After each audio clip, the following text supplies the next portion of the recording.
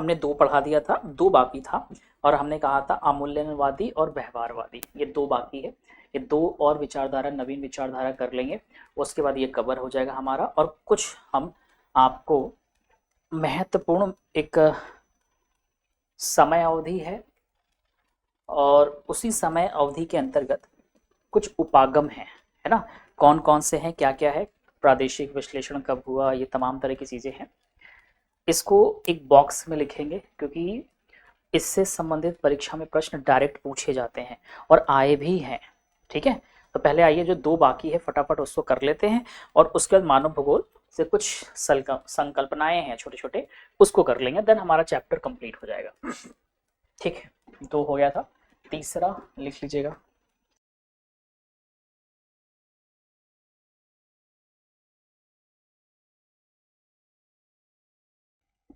अमूलवादी, अमूलवादी, अमूलवादी विचारधारा।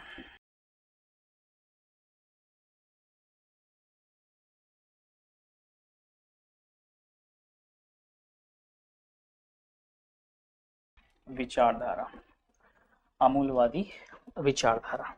अब ये किस तरह की विचारधारा है? यह विचारधारा मार्क्सवाद, हाँ लिखेगा, या पहले लिख लीजिए फिर समझाते हैं आराम से। विचारधारा समाज और, समाज में लिखिए, यह विचारधारा मार्क्सवादी सिद्धांतों पर आधारित, यह विचारधारा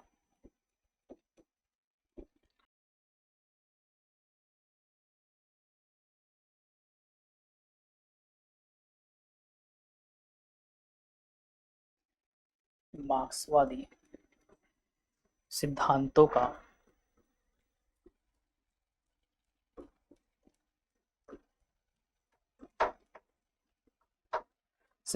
का उपयोग करके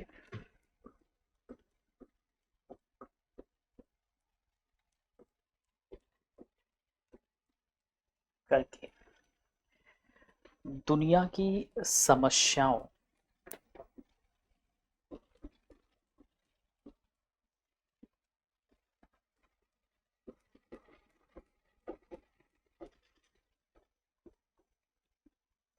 दुनिया की समस्याओं जैसे गरीबी,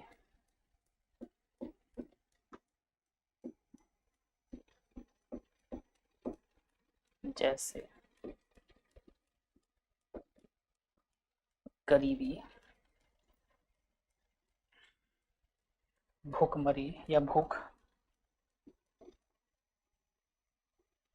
बीमारियां,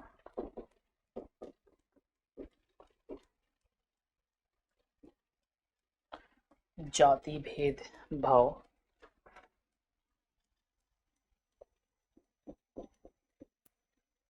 जाति भेद, रंग भेद,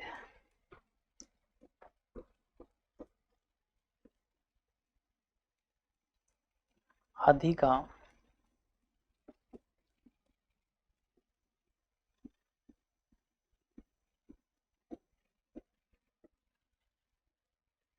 अध्ययन करती है।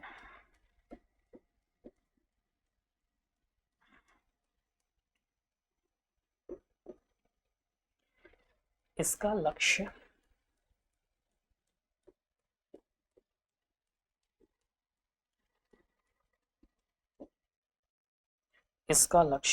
ऐसी आर्थिक और ऐसी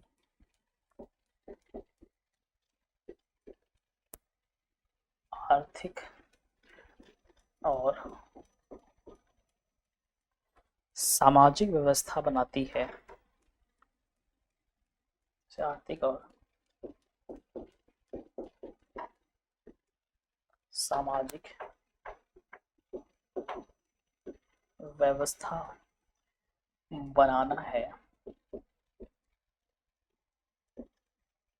जिससे दुनिया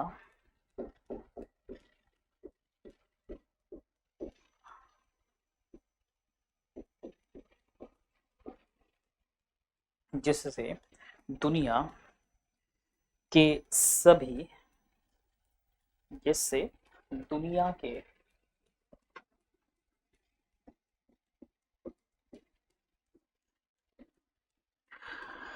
दुनिया के सभी लोगों का समाधान सभी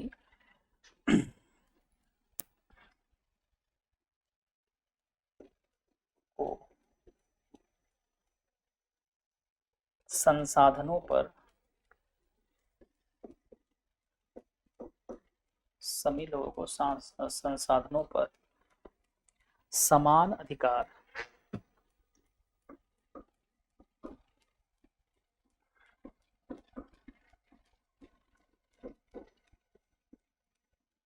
समान अधिकार और नियंत्रण मिले।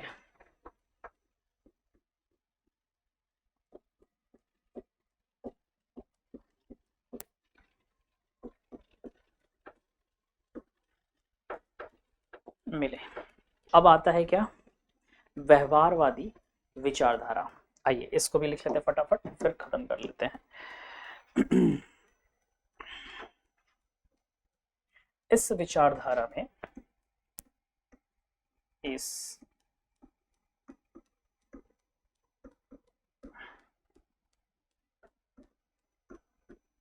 विचारधारा में स्थान को समझने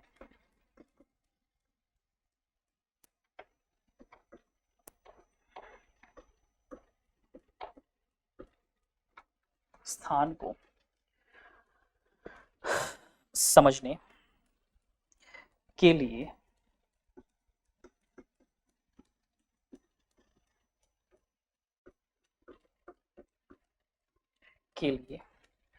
लोगों के अनुभवों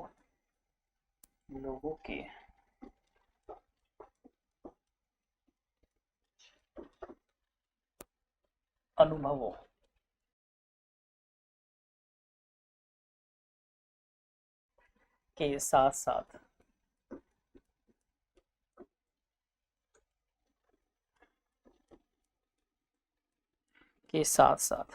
जाति धर्म और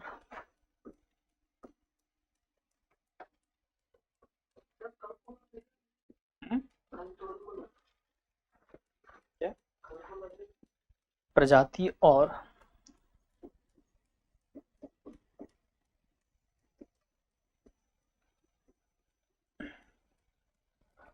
प्रजाति और सामाजिक वर्गों का अध्ययन किया जाता है और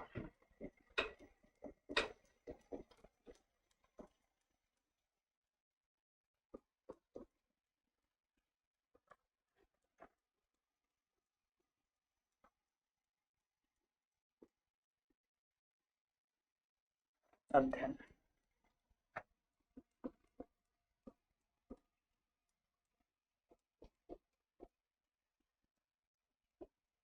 किया जाता है। यह बताते हैं कि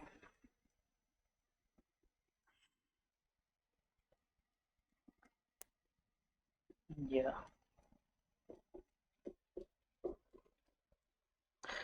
बताती है कि लोग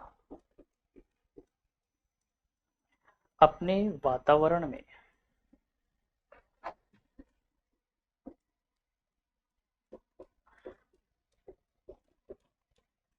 अपने वातावरण से कैसे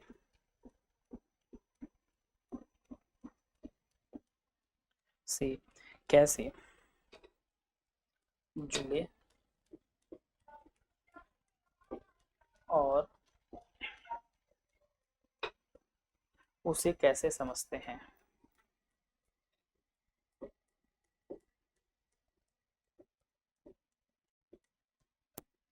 अभी ये लाइव चैट का ऑप्शन नहीं आ रहा,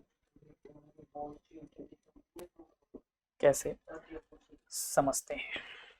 अब देखो इस चीज को बड़े बढ़िया से पहले ध्यान से समझ लीजिए।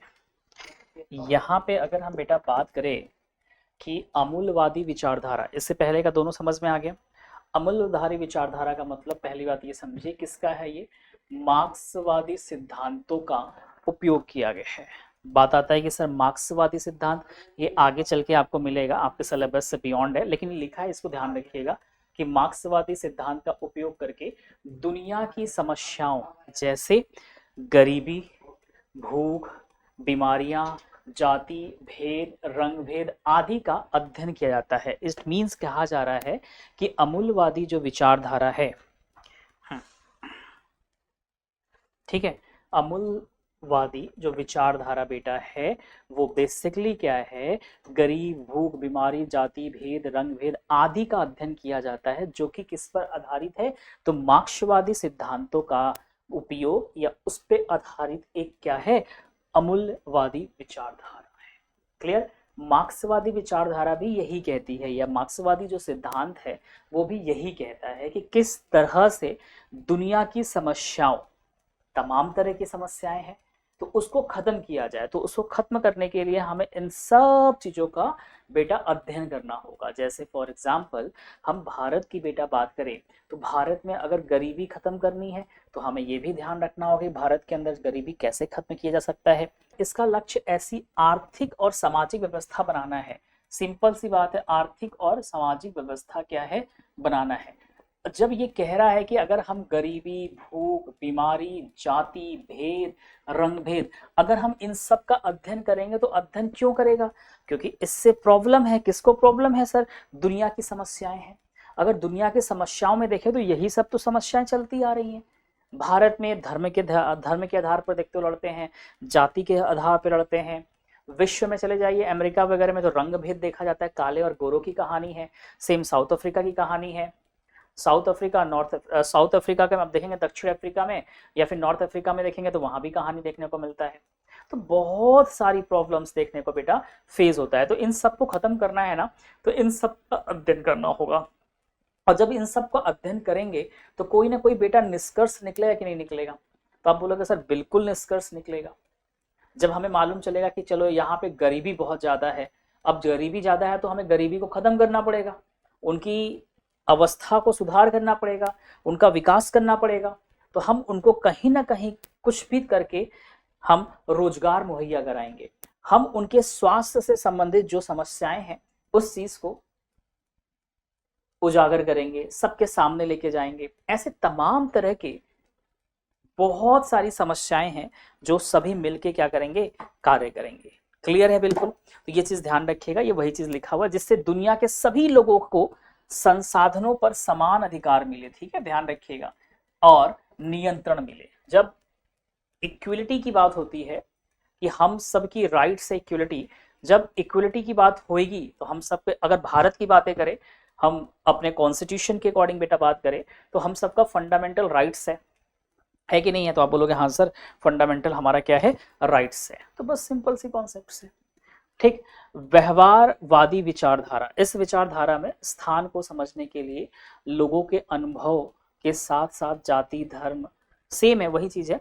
इस विचारधारा में स्थान को समझने के लिए, ध्यान रखिएगा किसको, स्थान को समझने के लिए लोगों के अनुभव के साथ साथ जाति धर्म प्रजाति और सामाजिक वर्गों का अध्ययन किया जाता है। यह बताती है कि लोग अपने वातावरण से कैसे जुड़े हैं और कैसे समझते हैं, ठीक है ना, ध्यान रखिएगा, कैसे जुड़े हैं और कैसे समझते हैं। दोनों चीज कहीं ना कहीं आपस में देखो ना जुड़ा हुआ है। जब पहले वाला बोल रहे हैं तो दुनिया की समस्याओं की बातें कही जा रही है, दुनिया की समस्या बोले तो अमूल्यवादी विचारधारा जो कि मार्क्सवादी सिद्धांत को फॉलो करता है।